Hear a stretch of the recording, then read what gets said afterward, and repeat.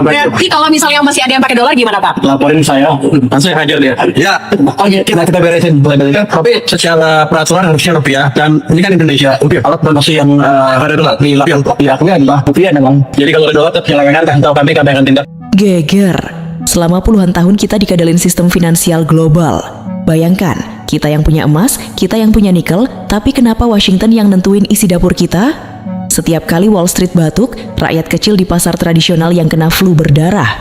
Tapi maaf, era kepasrahan itu sudah berakhir total. Hari ini duet paling nekat dan berani, Presiden Prabowo Subianto bersama arsitek ekonomi Purbaya Yudi Sadewa resmi mengumandangkan perang terbuka melawan hegemoni dolar melalui revolusi rupiah (LCS). Dan memang rupiah ini yang gue takutkan adalah memang ini by design untuk menjatuhkan Indonesia. Ya. Alasannya saya sudah bahas di Untold Story. Ya. Memang Indonesia banyak kelemahan dan memang kita harus perbaikan luar biasa. Dan tentunya apa saja yang harus diperbaiki, kita sudah banyak declare. Yes. Gak cuman bikin barat gemetar, kebijakan tegas ini langsung bikin para mafia dolar dan antek oligarki hitam kejang-kejang karena keran penyelundupan devisa mereka ditutup paksa.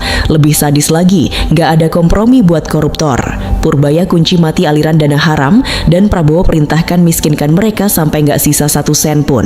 Apakah Indonesia bakal beneran jadi macan Asia yang mandiri atau dihancurkan konspirasi global? Bongkar fakta lengkapnya di video premium ini. Jangan cuma jadi penonton sejarah, tulis pendapat pedasmu di kolom komentar. Apakah kamu siap dukung rupiah hancurkan dolar? Sukai video ini, bagikan ke seluruh rakyat Indonesia, dan klik subscribe biar nggak ketinggalan bongkar fakta berikutnya.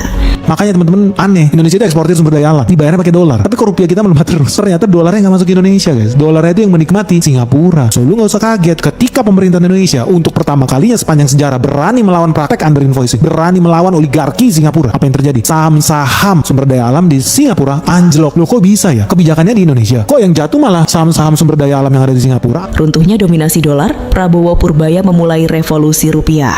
Mari kita bedah permainan global ini dengan logika yang paling sederhana, logika yang biasa digunakan oleh ibu-ibu di pasar tradisional ketika menghitung pengeluaran bulanan mereka.